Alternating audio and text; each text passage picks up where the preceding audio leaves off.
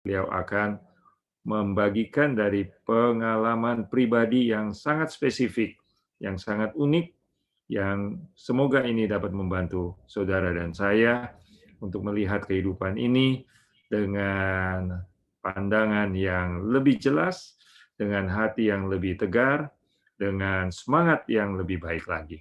Dan kita akan membuka acara ini. Kami melihat ada Bapak Maromon di tempat kita. Selamat malam Pak Maromon. Apakah bersedia untuk membuka dengan doa untuk acara pada malam hari ini? Bolehkah Bapak pimpin kita dalam doa sesuai dengan keimanan dan keyakinan kita masing-masing?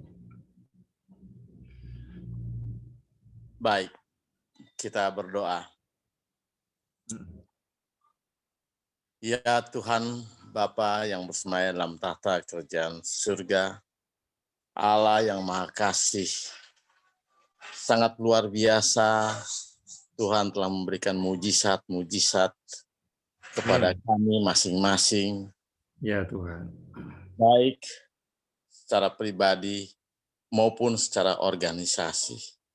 Ya, Biarlah mujizat itu dapat bisa berlaku atas kehidupan di akhir dunia, di mana dunia ini sudah hancur, lebur dengan kejahatan. Amin. Tolonglah kami Tuhan, para pembicara yang saat ini akan berbicara melalui firman Tuhan. Biarlah lidahnya dapat bisa dijamah oleh kasih Tuhan, Roh Suci Tuhan. Amin. Dan serahkan ya Tuhan di dalam segala kehidupan kami yang sisa ini. Dan biarlah kami dapat mendengarkan berkat firman Tuhan untuk kami masing-masing pribadi lepas pribadi. Terpujilah Tuhan dari kalian kau. Berkati dari awal, pertengahan, sampai akhir. Di dalam nama Yesus kami telah berdoa. Amin. Amin. Oke, terima kasih Bapak Ibu Saudara-saudara yang kekasih. Terima kasih Pak Maromon. Saya melihat kita berasal dari berbagai tempat di seluruh Indonesia. Ada dari Jakarta, ada Pak Stefanus, selamat malam. Dan juga kawan-kawan lainnya dari Manado, dari berbagai tempat, dari Medan. Luar biasa kita dipersatukan melalui Zoom. Jadi pada malam hari ini kita akan memberikan kesempatan yang berharga 30 menit ke depan, Pak Loran ya, 30-40 menit, dan kemudian itu ada waktu untuk kita respons dan mengklarifikasi atau tanya yang apa ya Pak Loran mungkin bisa jawab bagi kita pada malam hari ini. Kita langsung saja memberikan waktu yang indah ini kepada Bapak Loran Napitupulu. Dipersilahkan, Pak Loran. Baik, shalom untuk kita semua, Bapak Ibu yang terkasih dalam nama Yesus. Selamat malam untuk kita semua. Apakah suara saya jelas kedengaran? Boleh dilambaikan tangan? Oke. Puji dan syukur saya panjatkan kepada Tuhan oleh karena pada malam yang berbahagia ini atas undangan dari Dr. Ruben beberapa bulan yang lampau memberikan sebuah judul yang saya pikir tentu ini adalah pekerjaan Roh Kudus ya, karena sesuai dengan pengalaman hidup sehingga tidak terlalu sulit untuk menyampaikannya, oleh karena ini adalah berdasarkan juga pengalaman pribadi dalam kehidupan. Jadi kita bersyukur dan berterima kasih. Terima kasih Dr. Ruben. Saya kenal hamba Tuhan ini dari tahun 1990-an. Seorang yang humble, dokter yang visioner, kalau boleh saya sebutkan. Kemudian smiling dokter. Nah, jadi jarang sekali dokter yang murah senyum, dan Dr. Ruben adalah salah satunya. Tetapi juga sosok yang tegas dalam prinsip. Ya, jadi sangat beruntung saya mengenal hamba Tuhan ini cukup lama, dan puji Tuhan oleh karena hamba Tuhan ini sekarang pelayanan sebagai Direktur Rumah Sakit Advent yang ada di Manado. Baik Bapak Ibu, saudara-saudara sekalian, izinkanlah saya akan membagi atau men-share screen dalam menyampaikan pelajaran pada malam ini. Judulnya adalah Mujizat Masih Nyata, walaupun mungkin harapan tinggal 1% saja. Apa itu mujizat? Saudara, saya perkenalkan terlebih dahulu.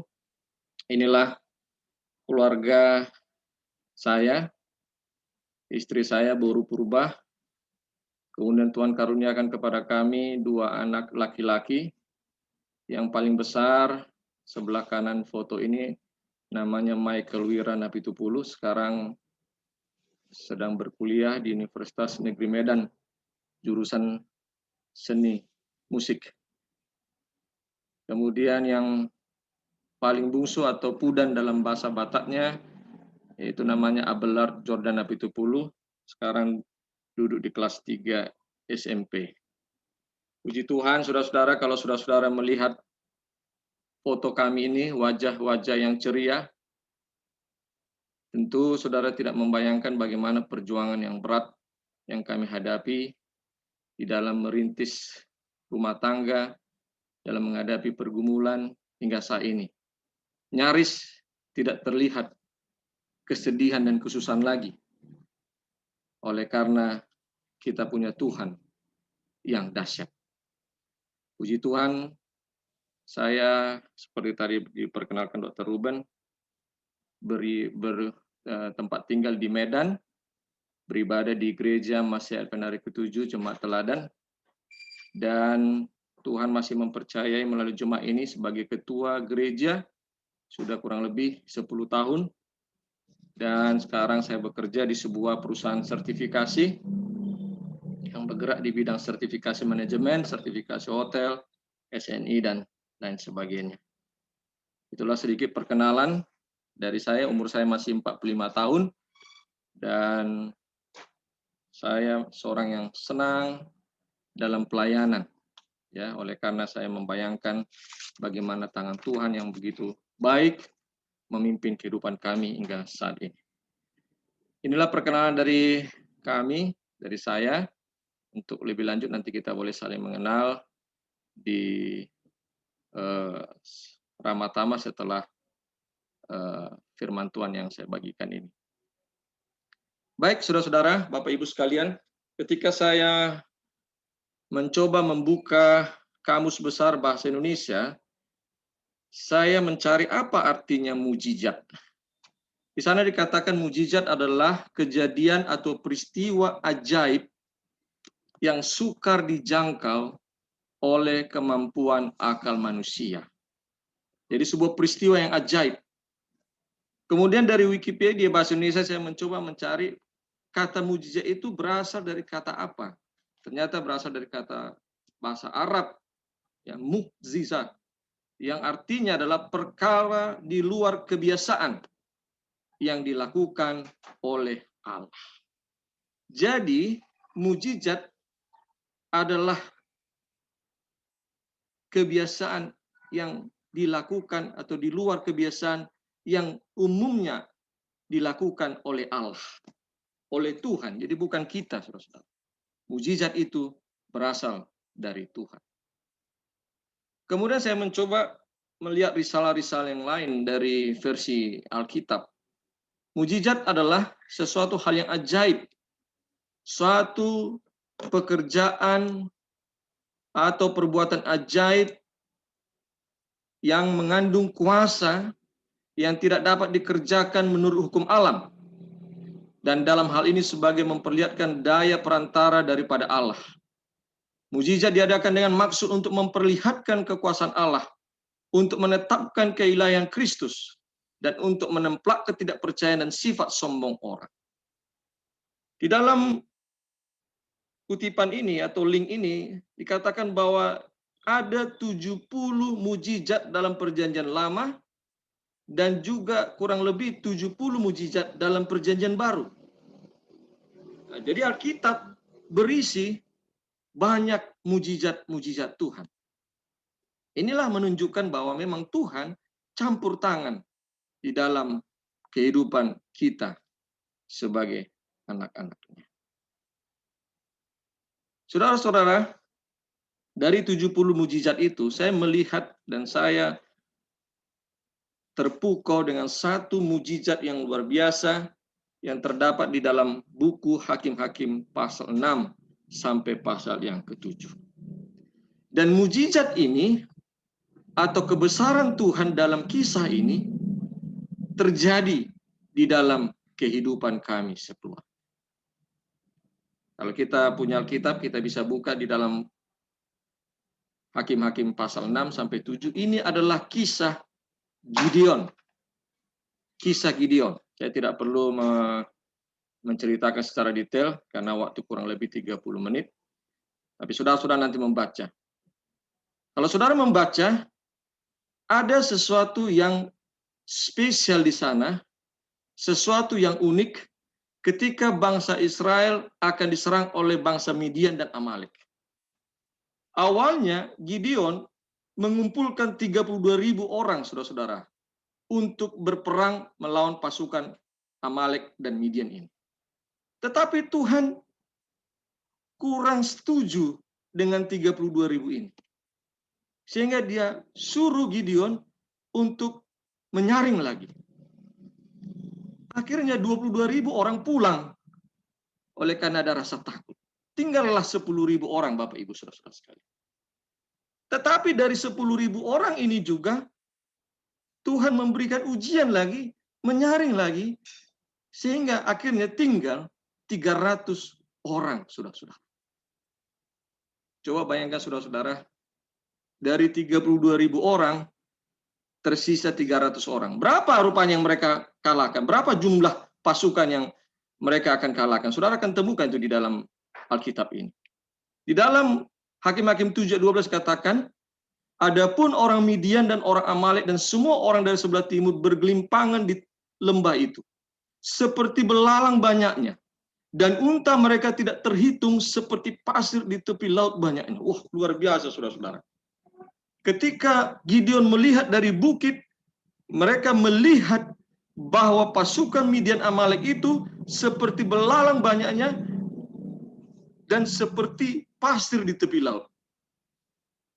Tetapi pasukan yang mengalahkan ini hanya 300 orang, saudara-saudara. Berapa jumlah mereka rupanya totalnya? Kalau saudara nanti baca perlahan-lahan, jumlah pasukan yang dikatakan seperti pasir di tepi laut itu adalah 135.000 pasukan yang gagah perkasa. Melawan 300 pasukan pilihan Tuhan. Perbandingannya adalah 1:450. Saudara, saya pernah membaca sebuah kutipan bahwa pasukan Indonesia yang namanya Kopassus dan Paskas bisa melumpuhkan, satu tentara bisa melumpuhkan 50 orang. Ya, jadi spesialis pasukan khusus ini, satu tentara bisa mengalahkan 50 orang. Tapi saya belum pernah menemukan satu manusia atau tentara bisa mengalahkan 450 orang, saudara-saudara. Di atas kertas, pasti pasukan bangsa Israel ini akan kalah, habis. Bagaimana mungkin, saudara-saudara, sehebat apapun seorang tentara tidak akan mungkin bisa mengalahkan 451 orang. Bukan di situ saja keanehannya, saudara-saudara. Tuhan memperlengkapi, menyuruh bangsa Israel ini atau pasukan 300 ini memperlengkapi dirinya bukan dengan senjata perang. Saudara akan temukan itu catatan. Tuhan menyuruh Gideon memperlengkapi tentaranya ini dengan sangkakala atau trompet, dengan buyung bejana kosong, dan suluh dalam bejana.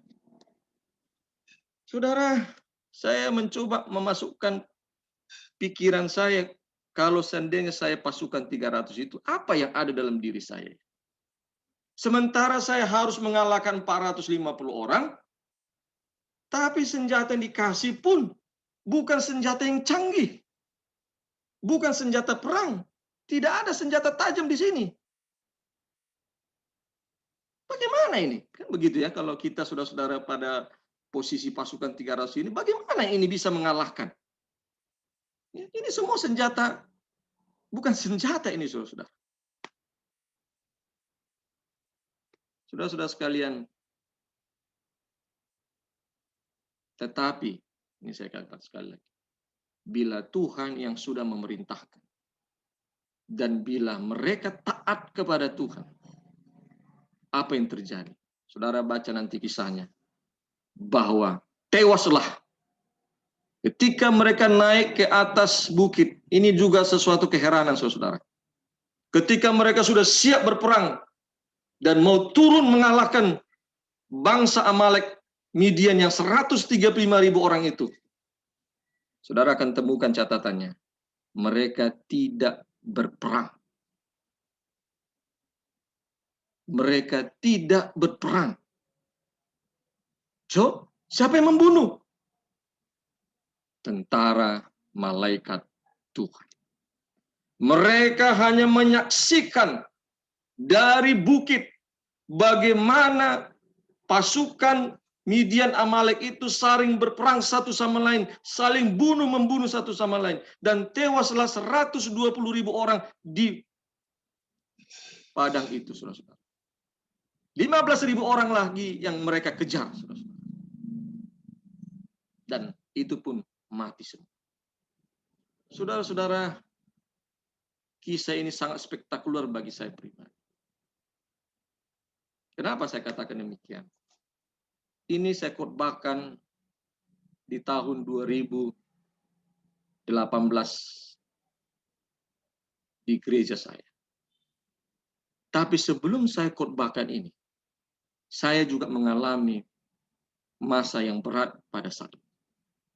Saya masih ingat, saya bekerja di perusahaan asing waktu itu sebagai branch manager juga. Kemudian saya ditekan dengan luar biasa pada saat itu. Apa yang saya buat selalu salah.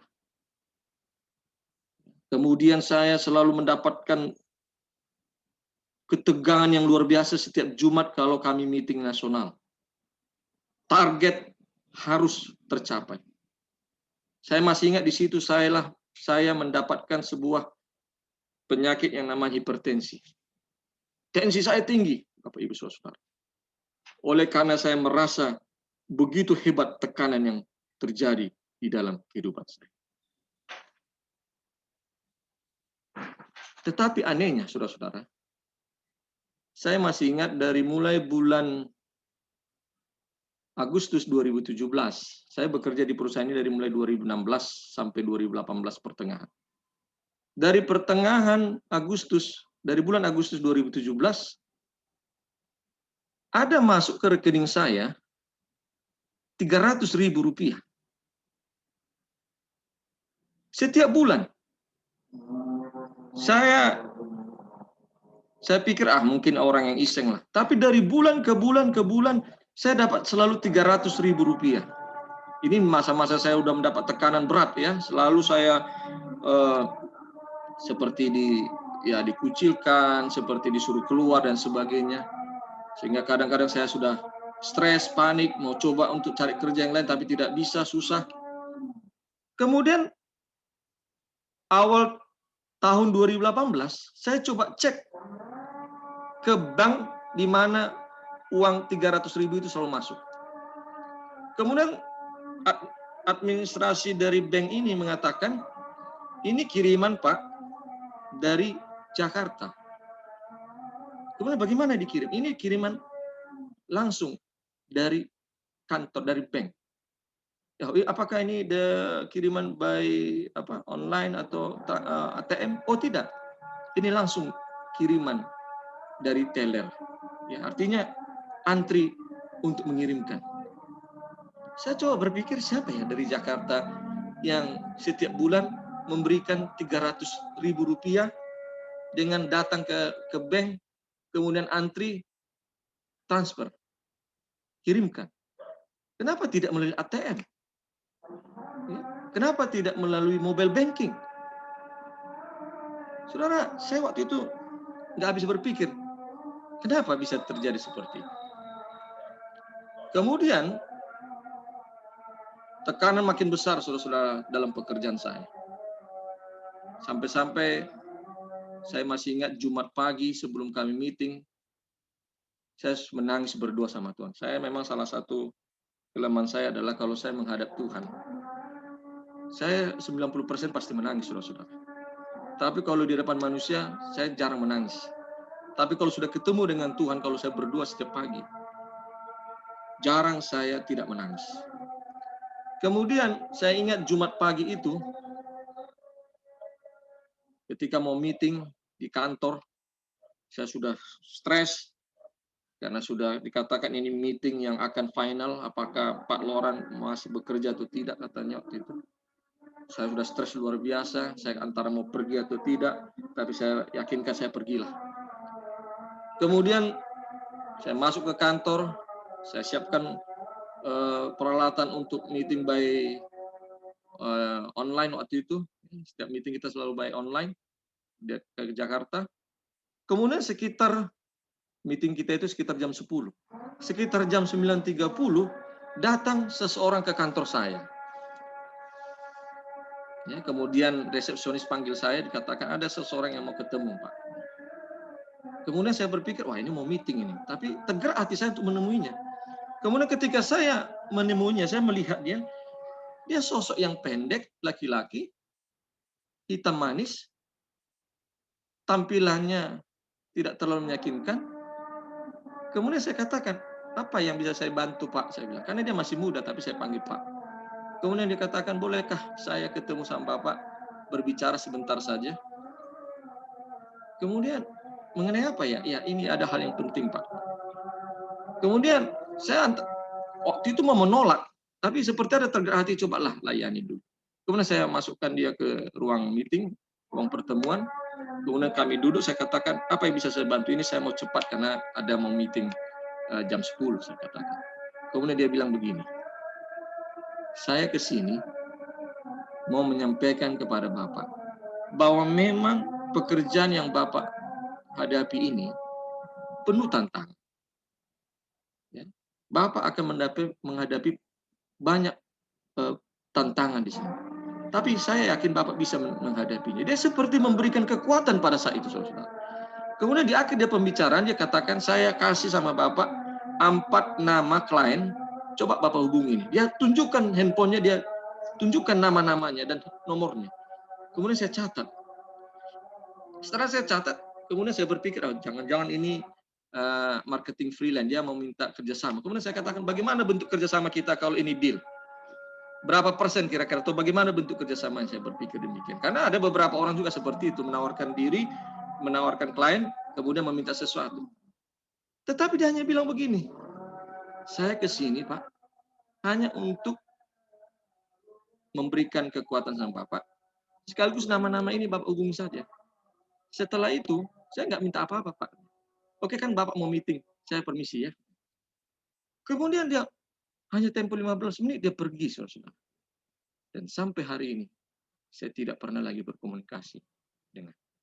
Saya nggak nalar pada saat itu. Tapi setelah selesai bertemu dengan dia, saya seperti merasa ada kekuatan, ada kenyamanan dalam diri saya.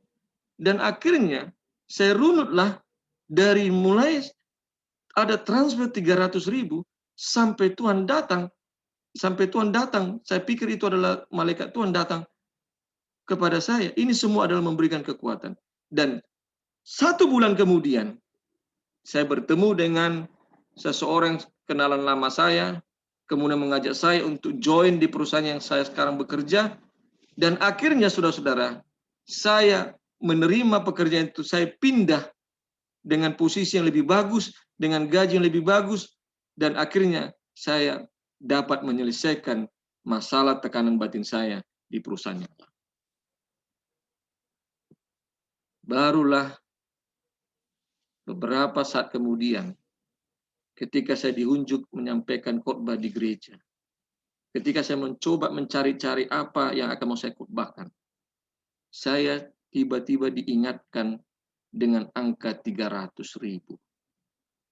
Kemudian saya teringat dengan pasukan 300 ini. Kemudian saya baru sadar bahwa ternyata Tuhanlah yang sedang berperang di dalam menghadapi masalah saya. Angka 300.000 yang dikirim setiap bulan itu berhenti, saudara-saudara, ketika saya pindah bekerja di perusahaan saya. Dan orang yang datang ke kantor itu sampai detik ini tidak pernah lagi saya temui. Seolah-olah Tuhan katakan, berperang, tunggu sampai engkau menang. Pas seperti kisah Gideon dengan pasukan 300. 300 tentara Gideon ini yang sudah dipersiapkan oleh Gideon sama sekali tidak berperang, saudara-saudara. Mereka hanya menatap dari bukit bagaimana Tuhan menunjukkan keperkasaan dan keajaibannya kepada anak-anaknya. Dan mereka bisa membunuh 135.000 orang dengan pasukan 300 orang. Inilah bagi saya pribadi mujizat yang terbesar yang pernah saya baca dan sesuai dengan apa yang terjadi dalam hidup saya. Saudara-saudara sekalian, saya singkatkan, Nick Vujicic, kalau baca juga, adalah seseorang yang mengalami mujizat. Dia tidak punya tangan, dia tidak punya kaki, saudara-saudara. Pada umur 8 tahun dia sudah mau bunuh diri oleh karena dia merasa tidak berguna.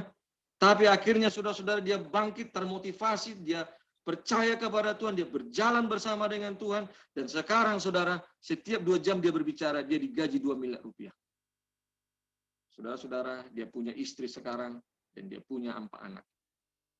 Bagaimana? Inilah pekerjaan Tuhan, saudara-saudara. Sesuatu yang tidak bisa kita nilai. Ya, dia katakan, it's lie to think you are not good enough. It's a lie to think you are not worth anything. Ya, jadi kebohonganlah kalau kita merasa diri kita tidak cukup baik, bahwa kita ini adalah tidak berharga, tidak berarti. Itulah cara setan selalu menanamkan kepada kita. Kau tidak berguna, kau tidak berarti, kau tidak ada lagi apa-apanya, kau tidak bermanfaat lagi. Tetapi saudara, kalau kita mau berjalan sama Tuhan, mujizat akan terjadi dalam hidup. Saudara, kalau saudara lihat foto ini, saudara-saudara, ini musibah atau mujizat, saudara-saudara. Ini kisah nyata di China. Sebagian orang akan mengatakan ini musibah. Tapi sebagian orang mengatakan ini mujizat. Kenapa saya katakan ini adalah mujizat? Sebab ini adalah sebuah kejadian di mana kalau kita lihat kejadian ini tentu kita berpikir sudah banyak menelan korban. Tapi satu pun tidak ada yang mati di sini. Kenapa bisa terjadi, saudara? Ketika truk ini oleng dan dia mau terjun ke lembah ini, tetapi truk ini tidak masuk dan terjun ke dalam lembah ini. Oleh karena apa, saudara? Oleh karena dia membawa beban mobil-mobil di belakangnya.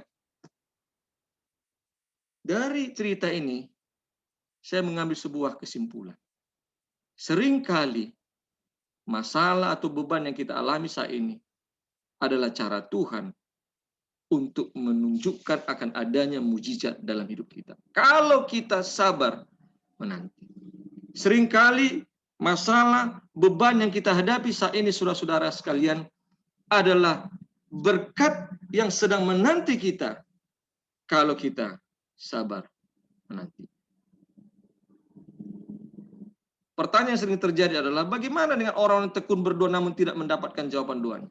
Bagaimana dengan orang yang sakit yang bernajat untuk memperoleh kesembuhan namun tidak mendapatkan mujizat dan lain sebagainya?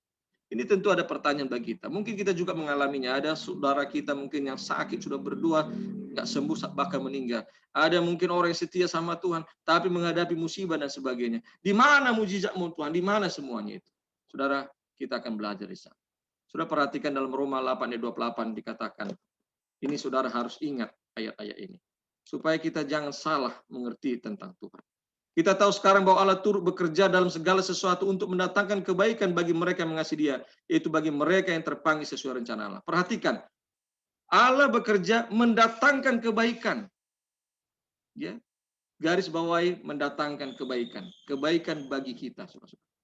Yesaya 55 ayat 8 sampai 9 katakan, sebab rancanganku bukan rancanganmu dan jalanmu bukanlah jalanku. Demikianlah firman Tuhan, seperti tingginya langit dari bumi, demikianlah tingginya jalanku dari jalanmu dan rancanganku dari rancanganmu. Jadi jangan pernah kita mencoba-coba mengatur jalan-jalan Tuhan. Daniel 3 ayat 17 sampai 18 ketika Sadrak, Mesak, Abednego dihadapkan kepada hukuman kalau mereka tidak menyembah patung itu, mereka berkata seperti ini, saudara-saudara, jawabannya. Inilah harusnya kata-kata kita ketika ada sesuatu yang sepertinya tidak dijawab Tuhan. Jika Allah kami yang kami puja sanggup melepaskan kami, maka Ia akan melepaskan kami dari perapian menyala-nyala itu dan dari dalam tangan-Mu ya Raja. Tetapi seandainya tidak, hendaklah Tuanku mengetahui ya Raja, bahwa kami tidak akan memuja dewa Tuanku dan tidak akan menyembah patung emas yang Tuanku dirikan. Kita sebagai anak-anak Tuhan harus berkata demikian, saudara. Jikalau Tuhan yang kami sembah itu akan sanggup menyembuhkan saya, pasti saya sembuh. Tapi kalaupun saya tidak sembuh, terpujilah nama Tuhan, kami tetap akan menyembah Tuhan. Inilah kata-kata iman, saudara-saudara. Inilah yang akan membuat mukjizat terjadi di dalam kehidupan kita. Saudara-saudara sekalian, kalau kita simpulkan pelajaran ini dalam Lukas 18 ayat 27 kata Yesus, apa yang tidak mungkin bagi manusia, mungkin bagi Allah. Yeremia 32 ayat 27, sesungguhnya akulah Tuhan, Allah segala makhluk. Adakah sesuatu apapun yang mustahil untuk? Saudara, saya terinspirasi dengan kata-kata dan tulisan yang saya buat ini. Yang muncul waktu saya mempersiapkan pekabaran ini kepada saudara. Saya percaya ini adalah Roh Kudus yang berbicara. Kita harus ingat, mujizat akan semakin nyata bila kita mempunyai masalah. Oleh karenanya berdamailah dengan masalah dan jadikanlah masalah sebagai penyelamatmu, sebab terkadang masalah bagi kita namun menjadi mujizat yang berasal dari Tuhan. Setiap hari adalah mujizat dari Tuhan. Namun hanya orang yang dekat dengan Tuhan sajalah yang akan selalu merasakan mujizat itu dan akan bertambah besar dari hari ke hari. Kemudian saudara, jangan fokuskan diri kita mencari atau menunggu mujizat, tetapi fokuslah kepada sang pemberi mujizat itu, yaitu Tuhan. Jangan tunggu-tunggu mujizat Tuhan, saudara. Tetapi fokuskan diri kita kepada Tuhan. Mujizat itu adalah hak Tuhan. Jangan ke sana arahnya kita. Jangan cintai Tuhan karena mujizatnya. Tapi cintai Tuhan, maka mujizat itu akan terjadi di dalam kehidupan kita. Kemudian saudara-saudara, mujizat tidak akan pernah terjadi kepada orang yang suka bersungguh-sungguh dan mudah putus asa. Sebab seringnya mujizat terjadi di akhir dari kesabaran kita. Mujizat sering kali terjadi setelah Tuhan melihat kita berhasil dalam ujian darinya. Kemudian mujizat sering terjadi dengan secepat respon iman kita kepada Tuhan. Ada atau tidaknya mujizat dalam hidup kita semua adalah hak prerogatif Tuhan. Jadi jangan campurin, jangan pertanyakan. Biarkan Tuhan melakukannya menurut cara dan waktunya. Sudah sering kali kita mencampuri hak prerogatif Tuhan. Seringkali kita merasa Tuhan tidak ada, kok kesana banyak mujizat, kok aku tidak. Itu adalah hak Tuhan, saudara. Biarkan Tuhan melakukan menurut cara dan waktunya. Ayat yang terakhir saya katakan dalam Mazmur 146 ayat 5. Berbahagialah orang yang mempunyai Allah Yakub sebagai penolong, yang harapannya pada Tuhan Allah. Kemudian Yeremia 17 ayat 7 menjadi ayat favorit saya adalah, diberkatilah orang yang mengandalkan Tuhan, yang menaruh harapannya kepada Tuhan. Saudara-saudara, sampai hari ini, saya selalu catat di handphone saya ini, ada sekarang 86 mujizat Tuhan. Saya selalu tulis mujizat-mujizat Tuhan yang terjadi dalam hidup saya. Sehingga ketika saya menghadapi masa-masa berat dalam hidup, saya kembali akan membaca, oh bulan yang lalu Tuhan kasih begini. Oh 1 tahun yang lalu dia buat seperti ini. Oh 3 bulan yang lalu saya buat seperti ini. Dan akhirnya iman saya dikuatkan. Jadi tidak ada salah yang saudara, catatlah. Hitunglah seperti lalu katakan. Satu persatu berkat-berkat Tuhan itu.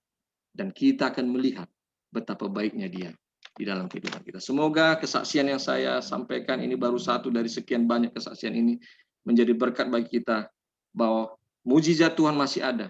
Tuhan masih bekerja hingga hari ini. Dialah Allah yang sama dahulu, hari ini, dan selama-lamanya. Kita bisa mempercayai segala sesuatu kepadanya. Masalahnya adalah, percayakah kita kepadanya? Sudahkah kita berserah kepadanya? Sudahkah kita menuruti segala perintah-perintahnya? Sudahkah kita serahkan semua segala sesuatunya agar Dia yang memutuskan di dalam kehidupan kita?